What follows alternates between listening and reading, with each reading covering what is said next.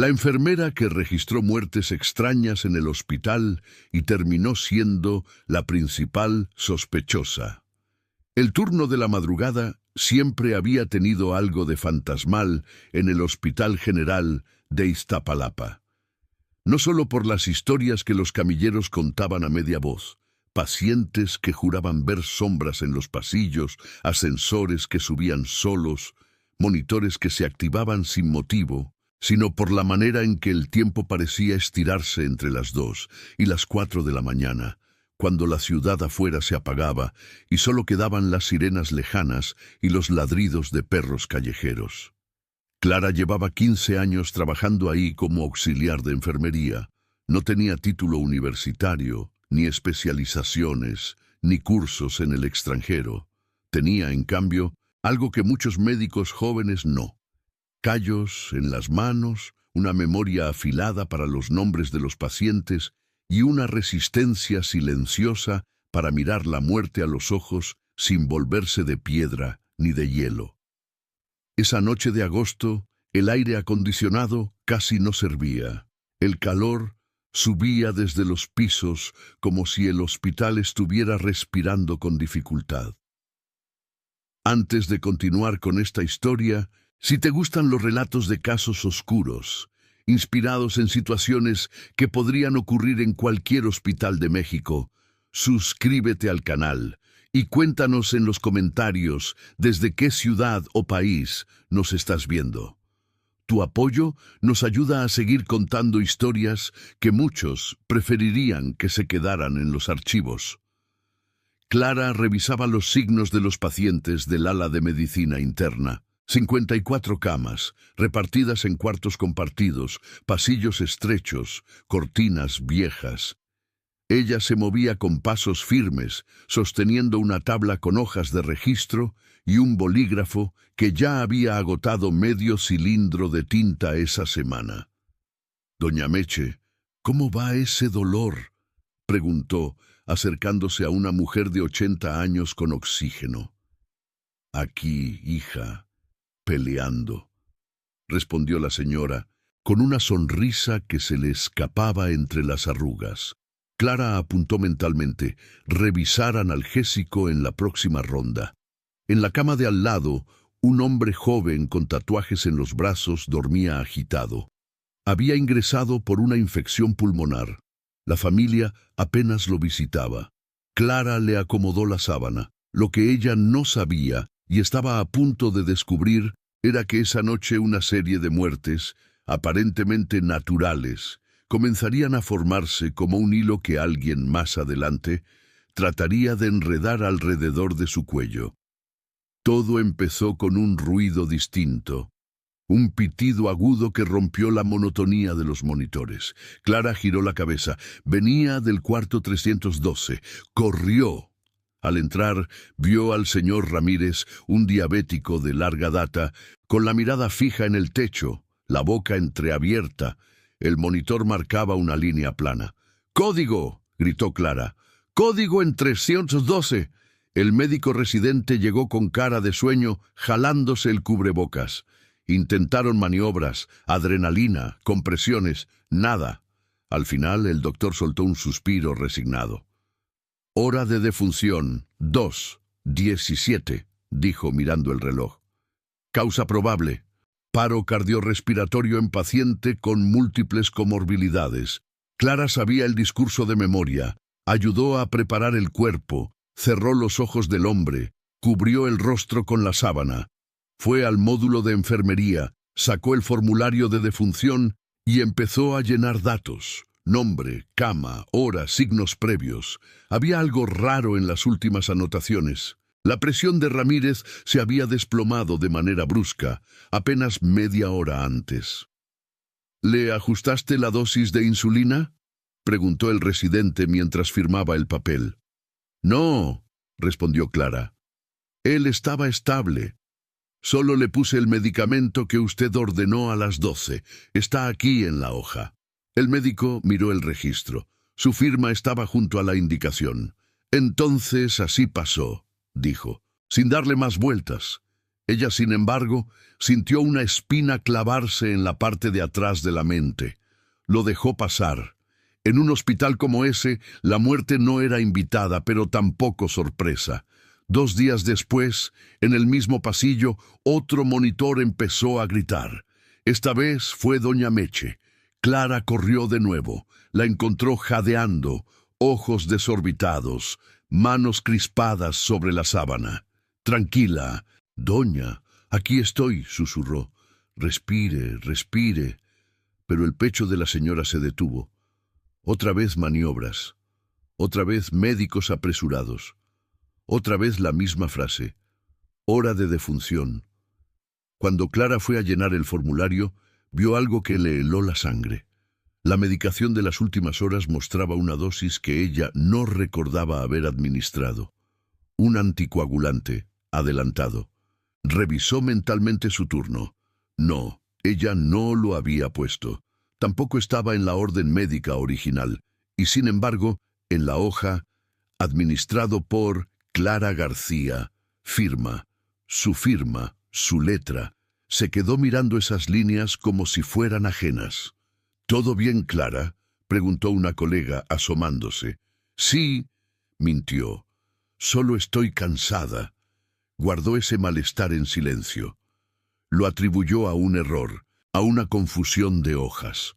Pero en los días siguientes, las muertes siguieron llegando como oleadas en un mar que, hasta entonces, solo había estado agitado. Primero, el joven tatuado. Luego, una mujer de 40 años que estaba a punto de ser dada de alta. Más tarde, un hombre con cirrosis que, según todos, aguantaba como roble. En todas esas historias había un elemento en común. Clara estaba de turno, y su firma en los registros de medicación aparecía más veces de lo que su memoria reconocía. La enfermera jefe, una mujer de voz dura llamada Patricia, la llamó un martes al mediodía. «Siéntate, Clara», dijo sin rodeos. «Tenemos que hablar». En la pequeña oficina, con olor a café recalentado, había alguien más. Un hombre de traje sin bata, gafete de calidad y riesgos hospitalarios. «Soy el licenciado Núñez», se presentó. «Estamos revisando una serie de eventos adversos, unas muertes recientes. Nada de qué alarmarse». Sonrió sin que los ojos acompañaran. «Pero necesitamos aclarar algunos puntos». Clara sintió la garganta seca. «Las muertes», repitió. «¿Cuáles?». Patricia le deslizó unas copias sobre el escritorio. Eran formularios de defunción, hojas de enfermería, registros de medicación. 6 casos, todos en un lapso de 10 días. Todos en su piso. 5 de ellos durante sus turnos. «Somos un hospital grande», dijo Núñez. «La muerte es parte de la estadística, pero lo que llama la atención es la concentración de estos eventos y ciertas anomalías en las dosis administradas». Señaló con el dedo varias líneas donde aparecía el nombre de Clara. «Aquí, por ejemplo», dijo, «anticoagulante adelantado. Aquí, sedante duplicado. Aquí, insulina alta para la glucosa que tenía el paciente. Y en todos, la misma firma». Clara miraba las hojas como si fueran hojas ajenas. «Yo no», empezó. «Yo no recuerdo haber puesto esas dosis. Si lo hubiera hecho, me acordaría. Siempre reviso 3 veces». «¿Estás diciendo que falsificaron tu firma?», preguntó Patricia, arqueando una ceja. La pregunta, más que apoyo, sonó a sospecha. «Estoy diciendo que algo no cuadra», respondió Clara, tratando de mantener la calma. «Que si me equivoqué, lo acepto, pero 6 errores seguidos, todos letales, todos en menos de 2 semanas. Eso no es descuido, eso es otra cosa». Núñez se recargó en el respaldo. «No estamos aquí para culpabilizar a nadie todavía», dijo. «Solo para entender. Pero entiende tú también nuestra posición. La dirección ya está recibiendo llamadas. Familias que preguntan por qué su pariente se agravó de repente, justo cuando parecía estar mejor. Y en todos los casos, tu nombre aparece en las hojas. Y el nombre de los médicos que ordenan las medicinas, contraatacó Clara. Y el de las empresas que les venden los fármacos al hospital, y el de los directivos que recortan personal y nos dejan con el doble de pacientes. Esos nombres también están en sus hojitas. Patricia la miró con una mezcla de miedo y enojo. No le gustaba que nadie cuestionara la estructura. Bájale el tono, Clara, advirtió. Nadie te está acusando directamente, pero si tú te pones a la defensiva, peor te va a ir. Me pongo a la defensiva porque estoy viendo cómo arman la historia, respondió ella. A la gente de allá arriba no le conviene que salga en los medios que en este hospital falta personal, que no hay insumos, que las guardias están saturadas. Es más fácil decir, fue una enfermera que se descontroló, un caso aislado, ya la corrimos, ya todo está bien. Núñez la observaba en silencio, calibrando cada palabra. No es la primera vez que vemos patrones raros en hospitales del país, dijo. Por fin. A veces sí hay alguien que se obsesiona con el poder que tiene una jeringa. No quiero creer que sea tu caso, pero tampoco puedo ignorar los registros. Clara apretó las manos. Entonces revisen las cámaras, dijo. Revisen quién entra al módulo en la madrugada.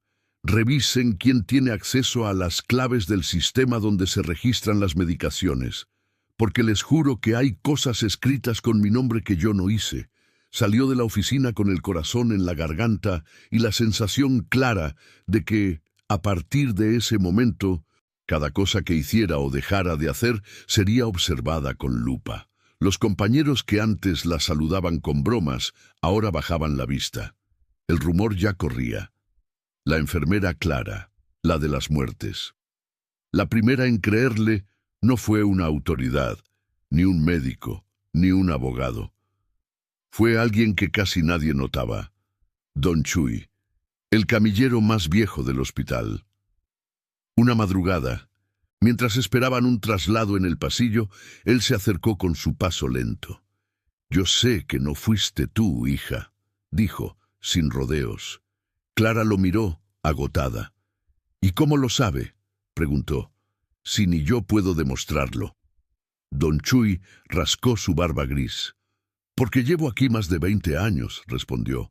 «He visto de todo, gente buena que se quiebra, gente mala que se esconde detrás de títulos. He visto cómo se pierden medicamentos, cómo se pierden expedientes, cómo de repente cambian hojas en la madrugada. Y también he visto cómo se van siempre contra el más fácil». «¿El más fácil?», repitió ella. «El que no tiene apellido importante, el que no tiene pariente diputado, el que no puede pagar un abogado de esos que salen en la tele», enumeró. «En este piso, ese eres tú». Clara sintió una mezcla de gratitud y rabia.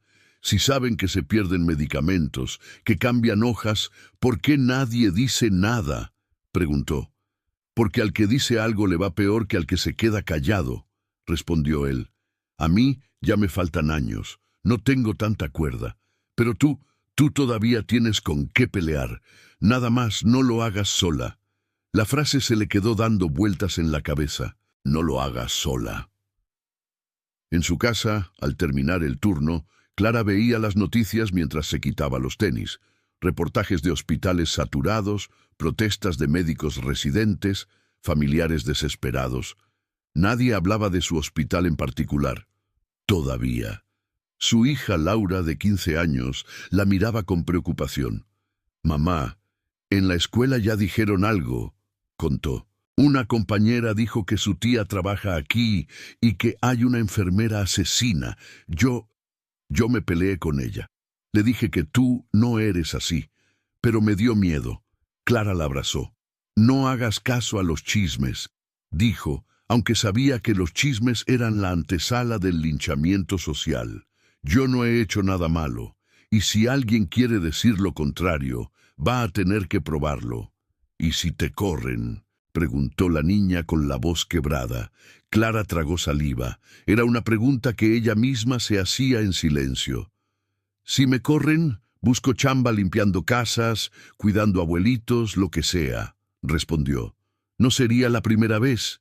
Lo que no voy a hacer es cargar con algo que no es mío para que otros se laven las manos. La investigación interna empezó a tomar forma de cacería. Llamaron a Clara a declarar varias veces. Le revisaron el locker, la bolsa, los casilleros. Algunos insinuaron que podía estar alterando medicación por cuenta propia. Una tarde la citaron ya no solo con el licenciado Núñez, sino con alguien más, una delegada de la Secretaría de Salud. Estamos obligados a notificar a la autoridad sanitaria, explicó Núñez, en casos de posible negligencia grave o conducta dolosa. No basta con que el hospital tome medidas internas. La delegada, una mujer de voz firme llamada Adriana, miró a Clara con una mezcla de dureza y curiosidad. Señora Clara, empezó, he leído su expediente. No tiene antecedentes disciplinarios. Tiene reconocimientos de hace años por buen trato a los pacientes. Hay cartas de familias agradecidas, pero en las últimas semanas la correlación entre sus turnos y las muertes es llamativa. Clara respiró hondo. Correlación no es lo mismo que culpa, respondió. Si quiere, yo misma le enseño cómo se trabaja aquí de noche. 12 horas sin sentarse, pacientes que se multiplican, doctores que no alcanzan. Si alguien quisiera hacer daño, tendría miles de oportunidades, pero también miles de ojos encima. Por eso le digo, revisen las cámaras. Adriana cruzó las manos. Ya pedimos los videos, dijo. El problema es que hay huecos. ¿Huecos?, repitió Clara. Horas en las que las cámaras del módulo de enfermería no grabaron, explicó. Justo en las franjas donde se registran las medicaciones que acabaron en muerte. Clara sintió un escalofrío. ¿Y eso qué les dice a ustedes?, preguntó. Que alguien con acceso al sistema borró o alteró esos videos, contestó la delegada. Y ese alguien no eres tú. No tienes clave de administrador. Por primera vez desde que todo empezó, Clara vio una luz mínima. Entonces ya saben que hay otra mano, dijo. No solo la mía en las hojas.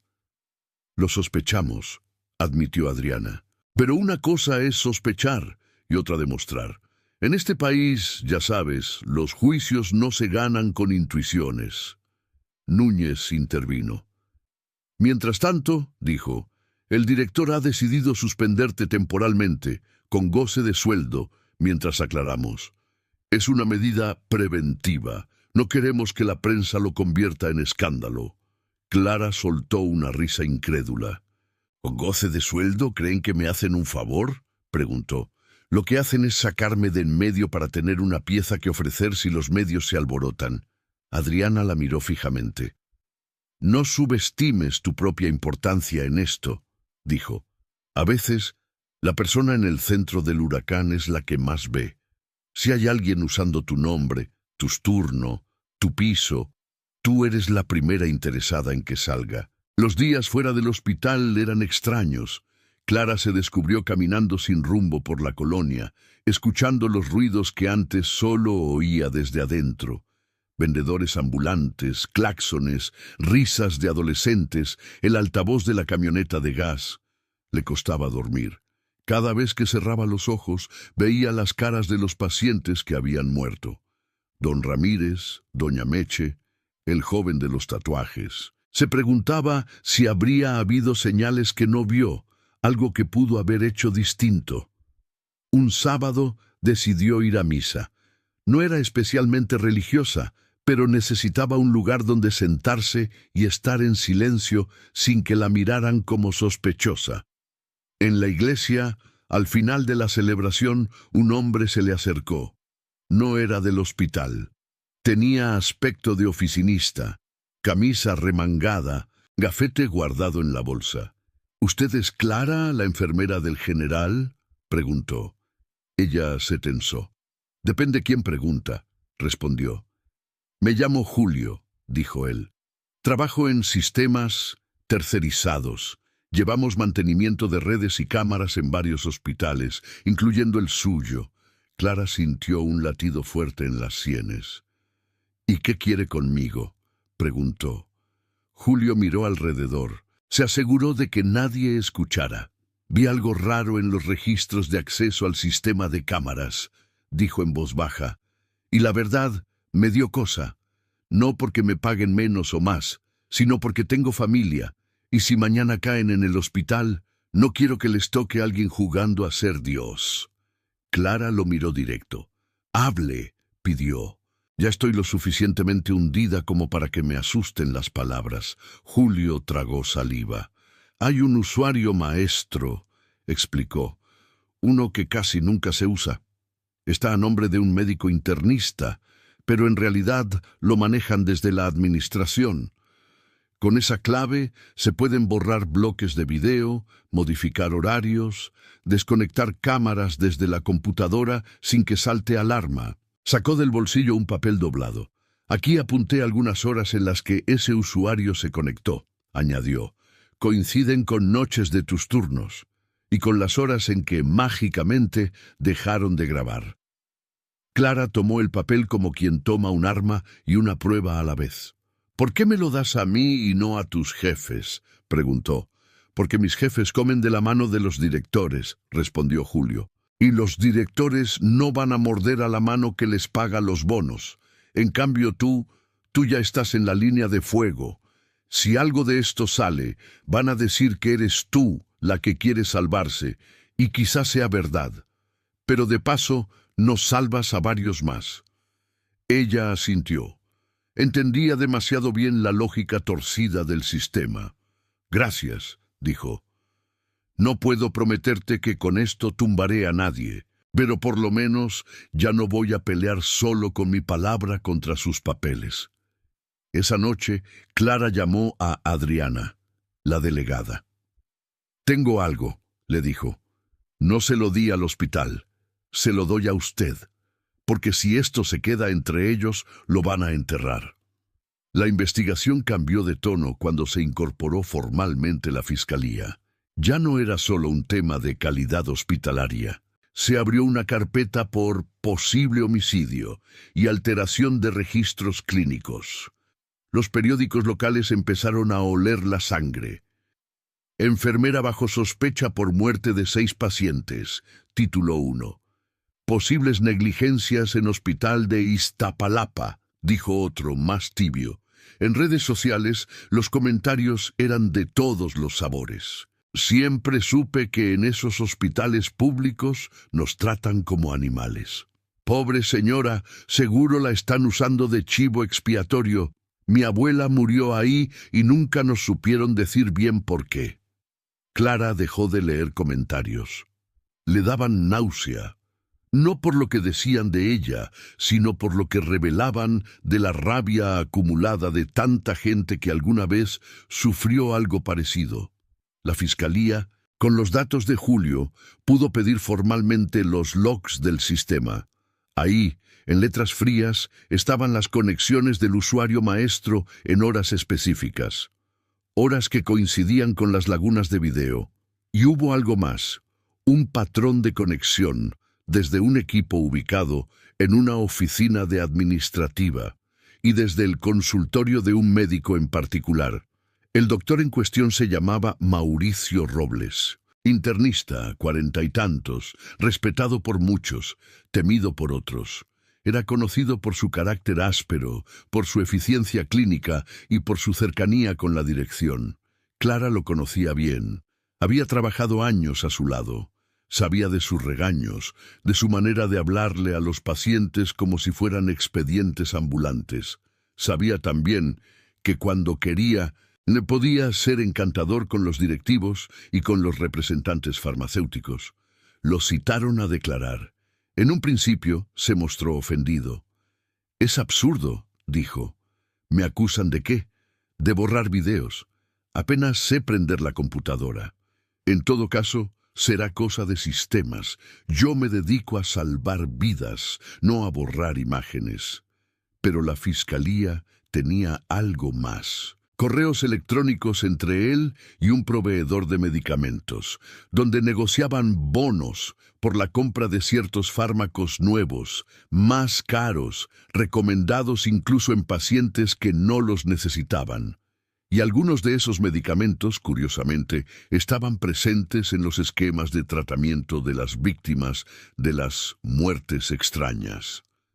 El caso, poco a poco, dejaba de ser la historia de una enfermera sospechosa aislada para convertirse en algo más turbio, una red donde el negocio, la soberbia y la impunidad podían matar tanto como una jeringa mal usada. El juicio no fue rápido. Nada en México lo es cuando se trata de tocar a gente con cierto nivel de poder o prestigio. Durante meses, Clara tuvo que presentarse como testigo, como sujeta de investigación, como pieza clave. Su abogado, uno modesto, recomendado por la propia Adriana a través de una organización civil, la preparó para las preguntas más insultantes. ¿No se siente usted culpable, aunque sea por omisión?, le preguntó un abogado de la defensa de Robles. Al fin y al cabo, estaba ahí, vio morir a la gente en sus manos. Me sentiría culpable si hubiera visto algo raro y me hubiera callado, respondió ella con la voz firme. Me sentiría culpable si me hubiera prestado a cambiar hojas, a alterar dosis, a fingir que no pasaba nada. Pero fui la primera en decir que las cosas no cuadraban. Si hoy estamos aquí es porque no me quedé callada. El abogado sonrió con desdén. Hoy estamos aquí porque varias personas murieron mientras usted estaba de guardia, replicó. No lo olvide. Clara sostuvo la mirada. Y también murieron mientras otros médicos firmaban órdenes que no revisaron bien, mientras directivos recortaban personal, mientras empresas empujaban medicamentos que nadie necesitaba, respondió.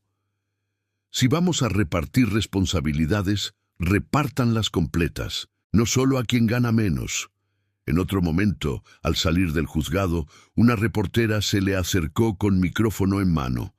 Clara, hay quien la llama la enfermera heroína y quien todavía cree que pudo haber tenido algo que ver, dijo. ¿Cómo se define usted? Ella se detuvo un segundo. Ni heroína ni monstruo, dijo.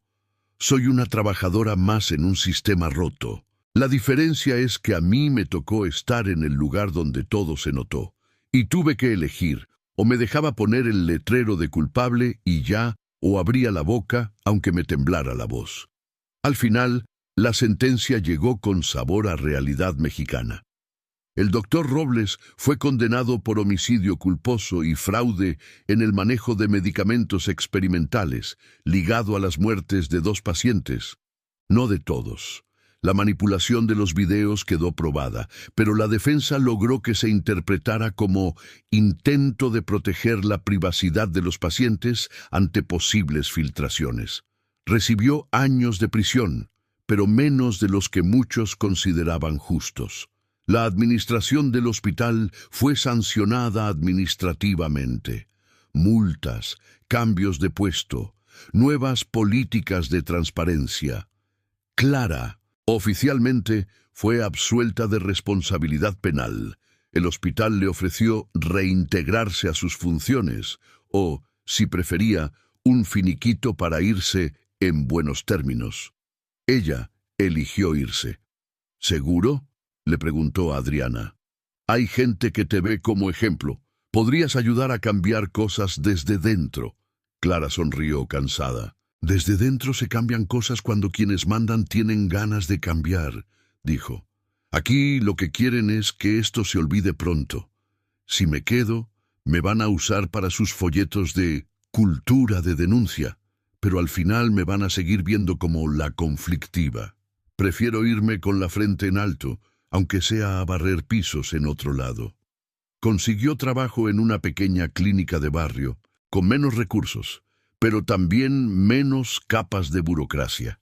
La gente la conocía por la tele, pero con el tiempo dejaron de verla como la de las noticias y volvieron a verla como lo que siempre fue.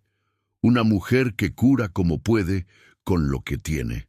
Un día, mientras tomaba la presión a un señor hipertenso, entró una chica joven al consultorio. Tenía uniforme de enfermera recién almidonado, mirada nerviosa y admiración en los ojos. «Perdón, ¿usted es la señora Clara?», preguntó. La del caso del hospital grande». «Depende si eso es bueno o malo para ti», bromeó ella. La muchacha sonrió. «Para mí es bueno», dijo. «En la escuela nos hablaron de su caso. Un maestro dijo que era un ejemplo de cómo no debemos permitir que nos conviertan en chivos expiatorios. Yo quería decirle gracias, porque por historias como la suya, yo ya entro al hospital con otros ojos, menos confiada en los jefes y más consciente de mi responsabilidad». Clara sintió un calor raro en el pecho. No era orgullo exactamente. Era la sensación de que algo de todo ese dolor había sembrado una semilla. «Solo recuerda una cosa», le dijo a la chica. «Nuestro trabajo es cuidar. Y a veces cuidar significa también hablar cuando algo está mal. Si un día te toca decidir entre tu paz interna y la comodidad de tus jefes, elige la primera. Dormir bien no tiene precio». En su casa, por las noches, Clara seguía pensando en los que habían muerto. No los convirtió en números ni en argumentos para ganar discusiones. Los llevaba como nombres: Ramírez, Meche, el muchacho de los tatuajes, la mujer que iba a salir de alta. Sabía que, aunque la justicia no hubiera sido completa, al menos una cosa había quedado clara. Sus muertes no se debían a una sola enfermera asesina, fácil de señalar, sino a un entramado más complejo que alguien se había atrevido a desenredar. La moraleja de esa historia no apareció en los noticieros, no cabía en un titular, pero sí en la conciencia de muchos que la escucharon completa. En hospitales como ese, el poder de vida y muerte no solo está en las manos de quien aplica una inyección, sino también en las decisiones de quienes recortan, negocian, ocultan. Y mientras esos últimos sigan creyendo que pueden esconderse detrás de una bata impecable o un escritorio, serán necesarios muchos Claras, auxiliares, enfermeras, personal humilde que, cuando el sistema las empuje al abismo, prefieran hablar antes que caer en silencio. Porque al final, la enfermera que registró muertes extrañas en el hospital no era el monstruo que algunos quisieron ver, ni la santa que otros inventaron. Era una mujer común, con deudas, con familia, con miedo, a la que un día le tocó sostener en la misma mano la jeringa y la verdad, y decidió no dejar caer la segunda, aunque la primera pesara menos. Con el paso de los meses, el caso de Clara dejó de ocupar titulares, pero no dejó de existir en los pasillos donde todo había comenzado. El Hospital General de Iztapalapa siguió funcionando, recibiendo ambulancias, llenando camas, despidiendo pacientes vivos y muertos. La vida institucional siempre encuentra la forma de acomodarse alrededor de los escándalos, como si fueran solo baches en una avenida vieja. Para Clara, en cambio, no fue un bache. Fue un antes y un después. En la pequeña clínica donde trabajaba ahora, los turnos eran más cortos, pero igual de intensos. No había monitores en cada cama, ni especialistas a la mano, pero sí una especie de honestidad ruda que ella agradecía. Aquí nadie fingía que todo estaba bajo control. Una tarde de lluvia, mientras acomodaba gasas en un estante, escuchó la voz de alguien que hacía tiempo no oía. «¿Clara?». Se volteó. En la puerta del consultorio estaba Adriana, la delegada, con el mismo porte firme de siempre, pero con una sonrisa más cálida. «¿Qué hace por aquí?», preguntó Clara, sorprendida. «Ando en supervisiones», respondió Adriana. «Y quise pasar a verte. No te llamé antes porque sé que estabas cansada de firmas, sellos y oficios». Clara rió por lo bajo. «Todavía sueño con hojas membretadas», bromeó. «Pero ya no me despierto sudando». Se sentaron unos minutos en la pequeña sala de espera, ahora vacía porque la lluvia había espantado a los pacientes más impacientes. «Te traigo esto», dijo Adriana, sacando una carpeta delgada. «Es copia del cierre administrativo del caso Robles. No dice nada que no sepas ya, pero quería que lo tuvieras. A veces, ver las cosas por escrito ayuda a cerrar capítulos». Clara hojeó las páginas. Resoluciones, sellos, firmas. Al final, una frase. Se deslinda de responsabilidad penal a la enfermera auxiliar Clara García, quedando asentado que su participación se limitó a las funciones propias de su puesto, sin evidencia de dolo ni negligencia grave. «Tardaron un año en atreverse a escribir estas 2 líneas», comentó ella. «En este país, 2 líneas así cuestan mucho», respondió Adriana. «Créeme». Hubo un silencio breve. «¿Sigues en la secretaría?», preguntó Clara. «Por ahora sí», contestó Adriana. «Pero te confieso algo. Después de tu caso, me cuesta más trabajo firmar cosas sin leer la letra chiquita. Me metí en problemas por pedir auditorías en otros hospitales. Me dijeron que estaba personalizando demasiado los temas, que esto es sistémico». «Sistémico», repitió Clara. La palabra bonita para no señalar a nadie en específico. Adriana sonrió, cansada. «Exacto», dijo. «A veces siento que nadamos contra una corriente que no se ve, pero también pienso en ti, en Julio, en las familias que no se quedaron quietas, y se me quita tantito la impotencia». En ese momento entró Laura, ya con 16 años, llevando una charola con vasitos de café soluble. «Les traje algo», dijo. «No es de máquina fina, pero espanta el frío». Adriana la miró con curiosidad. «Tú eres la hija», dijo. «Te vi en una fotografía cuando el juicio». Laura asintió. «Sí», la que gritó, «mi mamá no es asesina». Y luego se arrepintió porque salió en todos lados despeinada. Se rió. Clara la miró con ternura. «Nunca me arrepentí de haberte llevado», admitió. «Ver tu cara ahí me recordó por qué estaba peleando». Laura se sentó a su lado. «Yo aprendí algo en todo esto», dijo la muchacha. «Que los adultos se equivocan, pero algunos lo aceptan y otros prefieren echarle la culpa al que pueden. Y que mi mamá», la miró, «prefirió que la señalaran un rato a que nadie señalara a los verdaderos culpables». Adriana bebió un sorbo de café. «Ojalá hubiera más hijas que piensen así», comentó. Un par de semanas después, Clara recibió una invitación rara. Una universidad pública la buscaba para participar en una mesa redonda sobre ética en el cuidado de la salud. Le ofrecían viáticos, un pequeño pago simbólico y la oportunidad de hablar frente a estudiantes de medicina y enfermería. Su primera reacción fue decir que no. No se sentía cómoda como caso de estudio, pero Laura la convenció. «Mamá, siempre dices que las cosas cambian cuando la gente escucha historias completas, no solo titulares», argumentó. «Estos chavos van a ser los doctores y enfermeras de mañana. Mejor que sepan lo que pasa cuando se quedan callados». Clara accedió. El auditorio era grande, con butacas de colores y un eco leve. Había más de 100 estudiantes, algunos con bata blanca, otros con mochilas todavía llenas de ilusiones. El moderador la presentó con una breve reseña. Después le cedió el micrófono. «No vengo a darles una clase», empezó Clara. «Para eso tienen a sus maestros.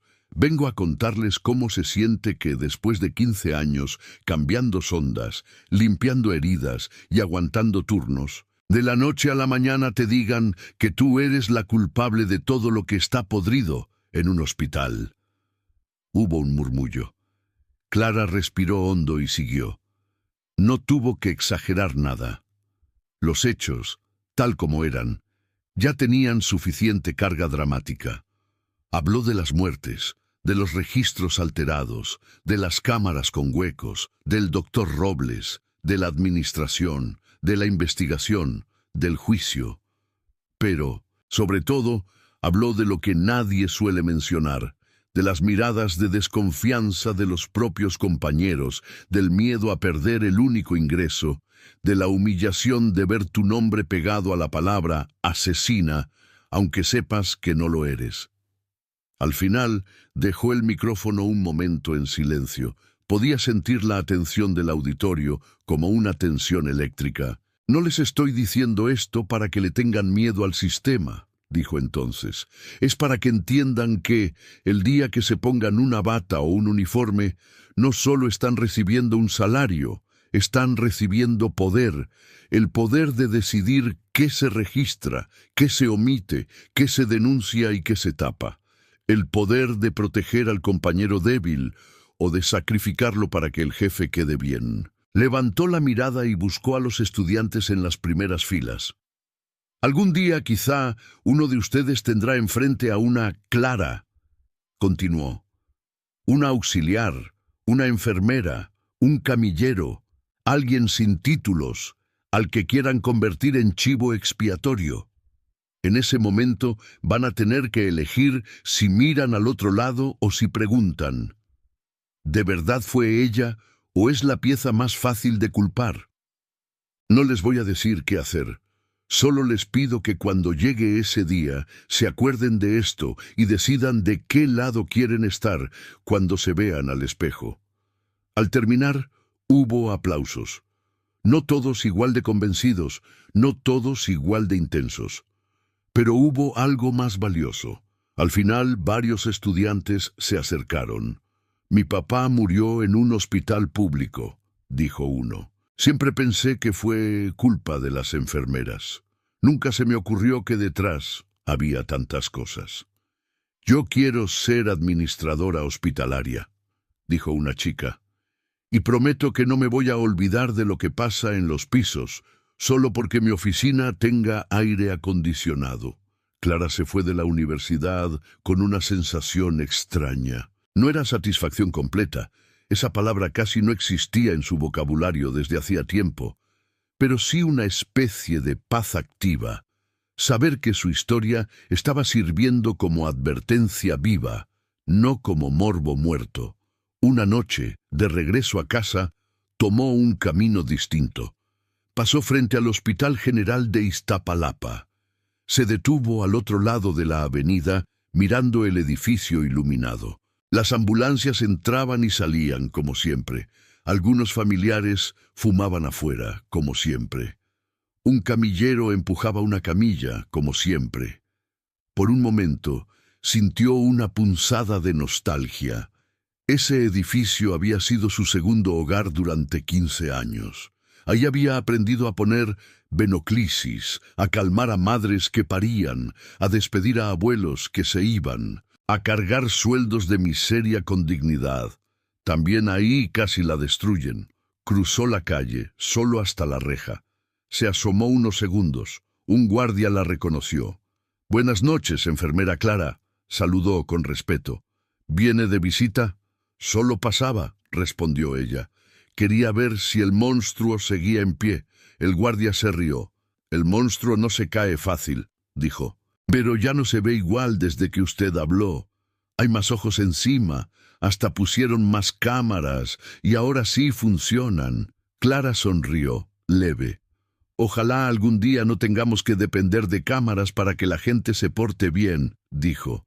«Pero mientras tanto, algo es algo». Se quedó un momento viendo las luces. «¿Sabe qué es lo que más me dolió de todo?», preguntó, sin saber bien por qué se lo decía al guardia.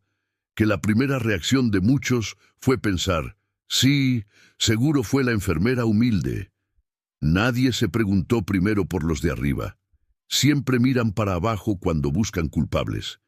El guardia asintió. «Así nos enseñaron», dijo, «a sospechar del que se ve como nosotros, no del que trae carro y corbata». Clara se despidió con un gesto y se fue. Mientras caminaba hacia la estación del metro, pensaba en algo que había aprendido a golpes, que la verdadera moral de su historia no era «la inocente fue salvada», sino la estructura quedó un poco más expuesta. En casa, esa noche, abrió una libreta nueva. La anterior, la del caso, la había guardado en un cajón. Esta era distinta. Hojas en blanco, ninguna marca. En la primera página escribió: Historias del piso 3, para que no se olviden. Debajo empezó a anotar pequeñas viñetas, la vez que un paciente anciano le agradeció por llamar a su hija, la residente que se desmayó de cansancio y aún así quiso seguir, la señora que llevó tamales a todo el turno porque le habían salvado al marido, y sí, también los nombres de los que murieron en aquella racha oscura. ¿Vas a escribir un libro, Ma? Preguntó Laura asomándose. No sé, respondió Clara. Tal vez nadie lo publique, tal vez nadie lo lea, pero escribirlo es mi forma de no dejar que otros se adueñen de estas historias. Laura se sentó a su lado. Si algún día lo publicas, yo te hago la portada, dijo. Ya aprendí en la prepa a usar programas de diseño. Clara rió. Trato hecho. Cerró la libreta un momento, apoyó la mano encima. Pensó en las muchas Claritas que habría en hospitales de todo el país, auxiliares, enfermeras, camilleros, personal de limpieza, gente que con sueldos mínimos y responsabilidades gigantes sostenían a diario un sistema que a menudo los despreciaba. Pensó también en la cantidad de veces que, antes de su caso, ella misma había dejado pasar cosas con tal de no meterse en problemas. Un comentario cruel de un médico, una burla contra un paciente pobre, una pérdida sospechosa de medicinas. Se prometió algo sencillo, pero exigente. No volver a mirar hacia otro lado cuando algo apestara. No por heroísmo, sino por higiene ética. Porque entendió, así como un hospital se llena de bacterias si no se limpia a diario, un sistema se llena de injusticias si nadie le pasa el trapo de la verdad, aunque sea en rincones pequeños, y si alguien le preguntara, años después, qué había sido realmente ella en esa historia, víctima, heroína, sospechosa, chivo expiatorio, probablemente diría algo más simple. Fui la que no aceptó ser el basurero donde querían tirar la culpa de todos. Fui la que dijo no, aunque temblara. Fui nada más una enfermera que decidió que su dignidad valía más que su miedo. Pasado un año desde el juicio, la vida de Clara parecía haber encontrado un nuevo equilibrio, pero había heridas que seguían cerrando por dentro, despacio, como las cicatrices que pican cuando cambia el clima. Una mañana de noviembre, la pequeña clínica donde trabajaba amaneció más llena de lo habitual. No era temporada de gripe ni había habido accidente masivo, era otra cosa. En la sala de espera, varias personas hablaban en voz baja, mirando sus celulares.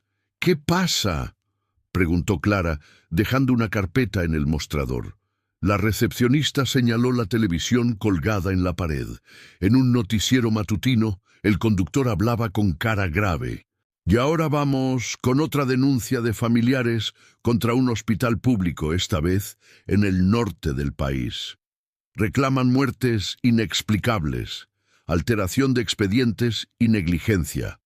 Algunos comparan el caso con el ocurrido hace tiempo en el Hospital General de Iztapalapa, donde una enfermera fue señalada y luego absuelta. Clara sintió un escalofrío al escuchar enfermera y absuelta en la misma frase. No era la primera vez que su historia se usaba como referencia, pero esa mañana le cayó distinto. Tal vez porque, por primera vez, se dio cuenta de que su nombre se había convertido en una especie de símbolo incómodo.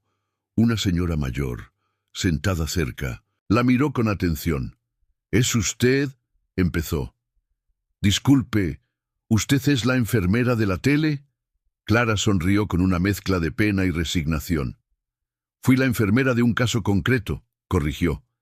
«No de la tele, pero sí, soy yo». La señora tomó aire, conteniendo lágrimas. «Mi hijo murió en un hospital hace 3 meses», dijo.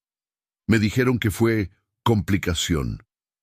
Yo quiero creerles, pero cuando escuché su historia me entró la duda. No dudo de todas las enfermeras, dudo de un sistema que nunca explica bien las cosas.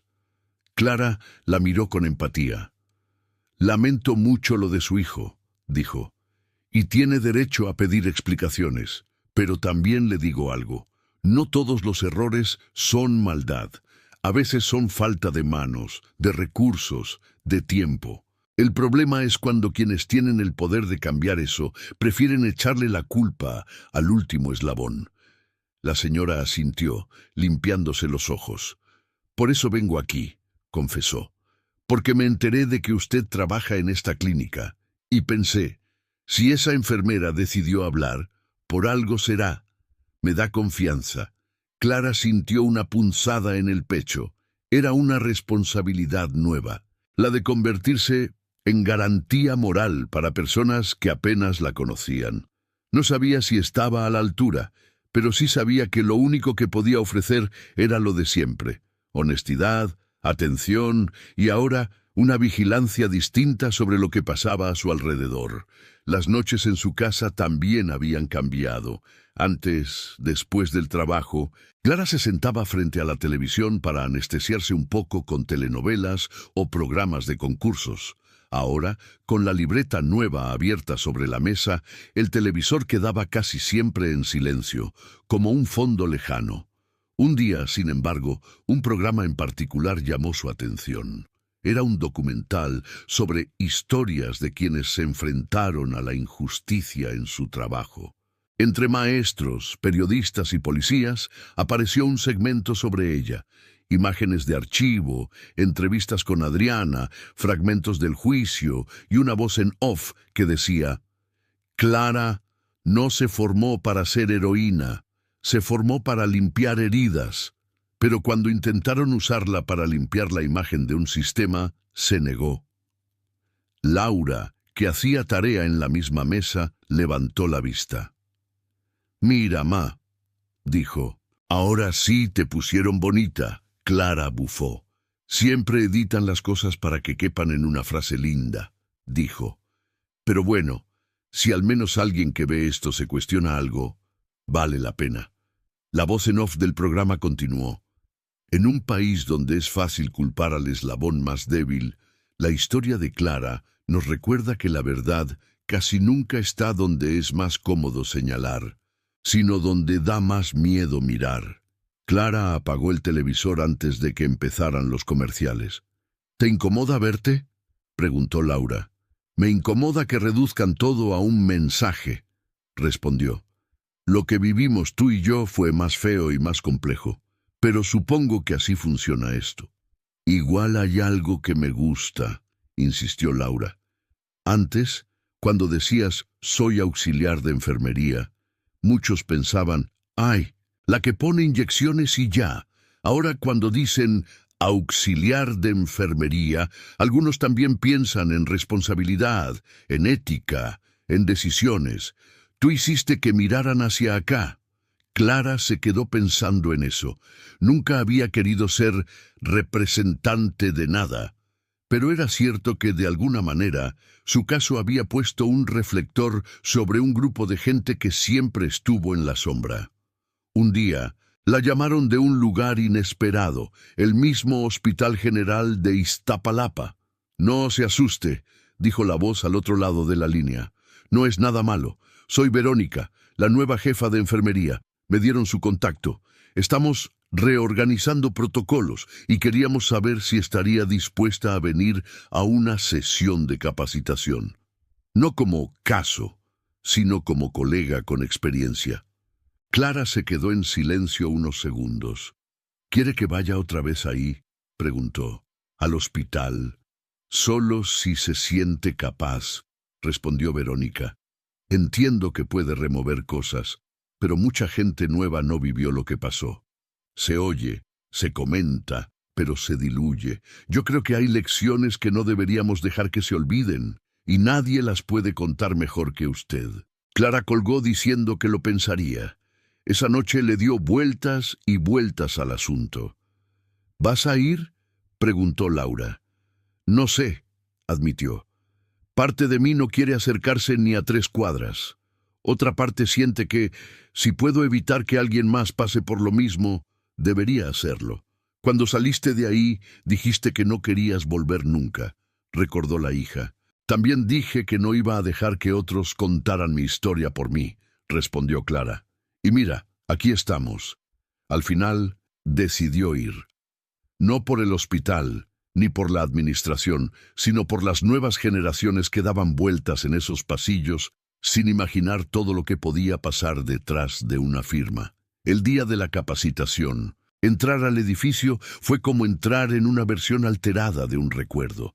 El olor a desinfectante era el mismo, el eco de los pasos en el piso brillante también, pero los rostros eran otros. En una sala de juntas improvisada había unas 20 personas. Enfermeras jóvenes, auxiliares recién contratadas, un par de médicos residentes. Verónica la presentó sin demasiado protocolo. Ella es Clara, dijo. La conocen por rumores. Hoy la van a conocer por su propia voz. Clara respiró hondo y empezó a hablar. Esta vez, el énfasis no estuvo en el juicio ni en la fiscalía, sino en los pequeños detalles del día a día que habían generado el ambiente perfecto para que un Robles cualquiera pudiera manipular cosas. El miedo a regañadas, la costumbre de firmar sin leer, la normalización de perder medicamentos, la obediencia ciega a la jerarquía. Yo no les voy a decir que se conviertan en mártires, aclaró. No quiero que nadie pierda su chamba por gusto. Pero hay formas de no ser cómplices sin dejar de trabajar.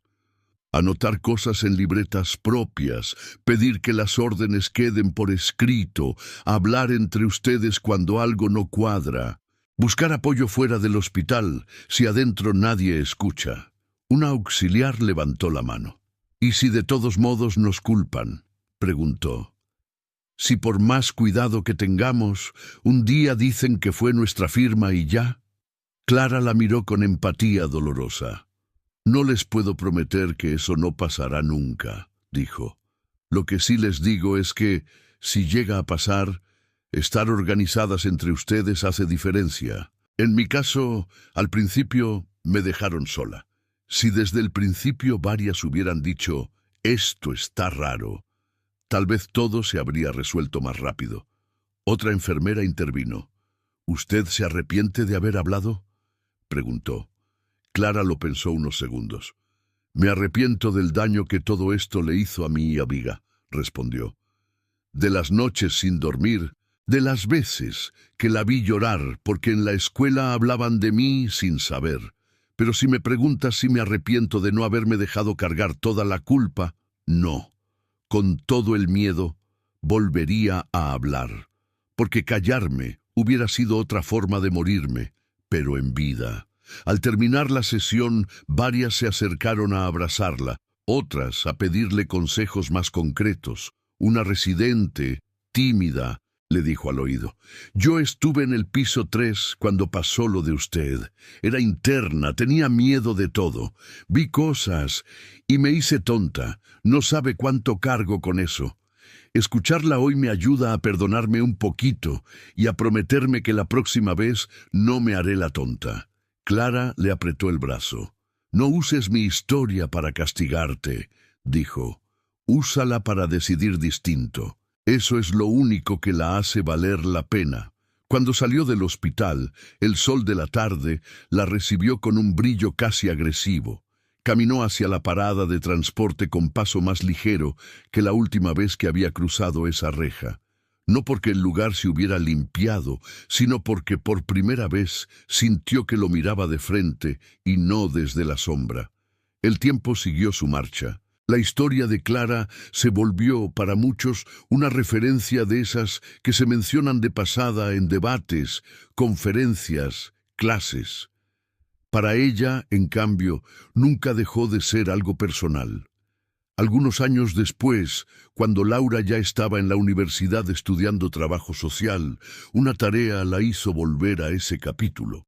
Tenemos que investigar un caso real que nos haya marcado, dijo la hija. Yo escogí el tuyo, pero no como el caso de la enfermera acusada, sino como el caso del sistema que casi la aplasta. Clara la miró, entre divertida y conmovida. ¿No te cansas de oírlo?, preguntó. No, respondió Laura, porque cada vez entiendo algo distinto. Cuando era más chica, solo veía que te estaban haciendo daño. Ahora veo las capas, la prensa, los directivos, el doctor, las enfermeras, los pacientes. Quiero que mis compañeros entiendan que cuando alguien apunta un dedo, hay que ver quién controla la mano de atrás. Se sentaron juntas a revisar recortes, copias de documentos, apuntes en las libretas. ¿Y qué final le vas a poner a tu trabajo?, preguntó Clara. Ya sabes que a la gente le encantan los finales claros. Laura sonrió. Voy a poner que el final está en construcción, dijo. Que mientras haya hospitales donde la gente tenga miedo de hablar, la historia no termina. Pero también voy a poner que, gracias a lo que tú hiciste, cada nueva injusticia va a encontrar menos silencio que antes. Tal vez no lo suficiente, pero menos. Clara asintió. Le gustaba esa idea. No un final redondo, sino una línea que se sigue escribiendo. Esa noche, antes de dormir, se asomó por la ventana. La ciudad seguía ruidosa, viva, contradictoria, sirenas a lo lejos, risas en la esquina, radios encendidos.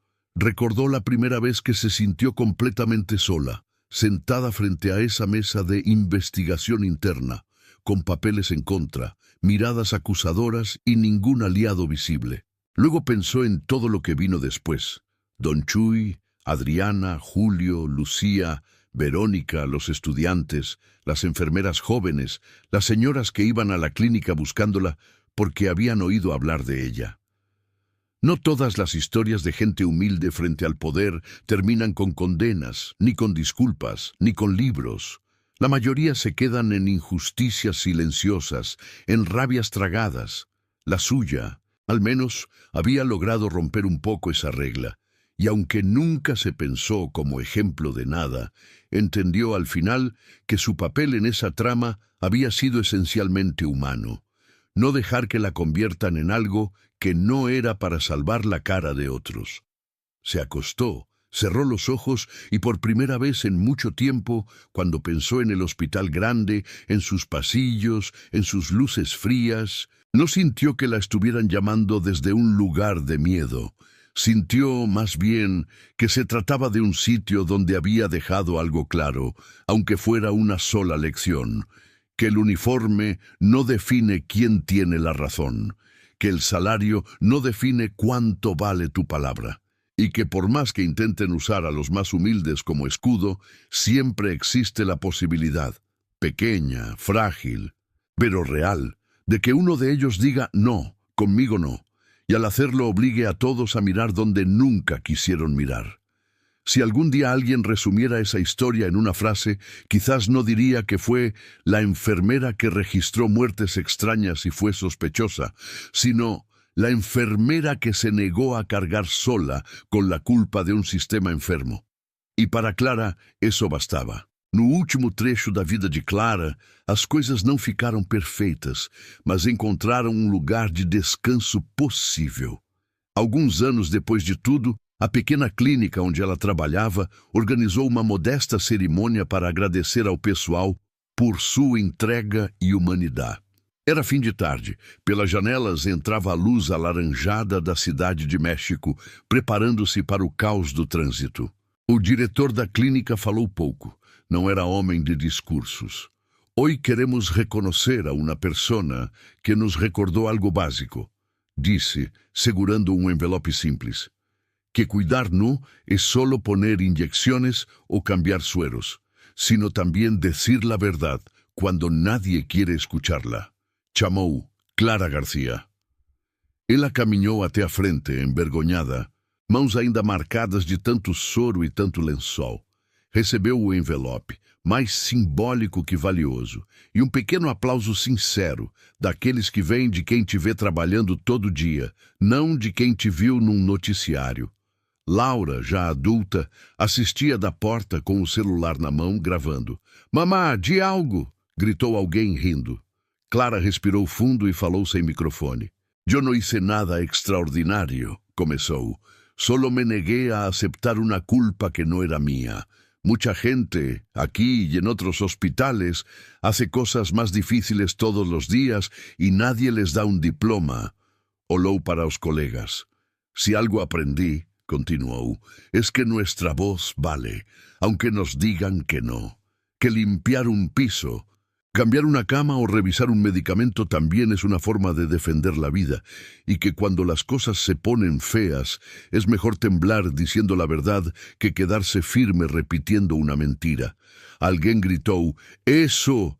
do fundo, risos aliviaram o ar. Quando tudo terminou, Clara e Laura caminharam juntas até o ponto de ônibus. A cidade se acendia em neons, buzinas e pregões. ¿Sabes qué es lo más raro? Dice Clara olhando o céu já escuro. Que si todo no hubiera pasado, probablemente seguiría en aquel hospital, cansada, resignada, pensando que nada podía cambiar. Me dolió el alma, pero también me despertó. Laura se encostou no ombro da mãe. A veces la vida es injusta, respondeu. Pero tú le devolviste un poco de justicia a tu historia y a la de otros. O ônibus chegou. Subiram. Clara pegou por reflexo na barra de metal, como se fosse mais uma madrugada de plantão. Mas não era. Agora era apenas mais uma mulher voltando para casa, depois de um dia de trabalho honesto, carregando uma história pesada que pouco a pouco tinha aprendido a colocar no lugar. Em casa, antes de dormir, ela abriu a mesma livreta onde vinha escrevendo suas memórias do hospital. Na última página em branco, anotou: Hoy decidí que este cuaderno se cierra, no porque olvide, sino porque aprendí lo que tenía que aprender. Lo que venga, lo enfrentaré con lo que soy. Una enfermera, una madre y una mujer que ya no se deja usar como escudo. Fechou o caderno, guardou-o numa caixa junto com poucas coisas importantes. Uma foto de Laura, criança com uniforme escolar, uma credencial antiga do Hospital Grande, o recorte amarelado de um jornal com a manchete da sua absolvição. Apagou a luz. Lá fora, as sirenes continuavam, as emergências continuavam, os abusos e as pequenas dignidades continuavam. O mundo não tinha se consertado porque uma enfermeira falou, mas naquele pedaço de história, pelo menos, tinha ficado registrado que alguém humilde conseguiu, por uma vez, virar a mesa do jogo. Quando quiseram transformá-la na encarnação de um sistema doente, ela devolveu o espelho para a cara de quem realmente tinha medo de se ver. E esse era o final possível para Clara. Não o fim de conto de fadas, não o desastre total, mas um ponto firme em que ela podia, enfim, descansar a consciência. Sabendo que, se um dia voltassem a usar seu nome em alguma aula, reportagem ou conversa de corredor, a lição verdadeira não seria sobre uma enfermeira sospechosa, e sim sobre o perigo de culpar sempre quem ganha menos, e a força que aparece quando uma dessas pessoas diz simplesmente: comigo, não.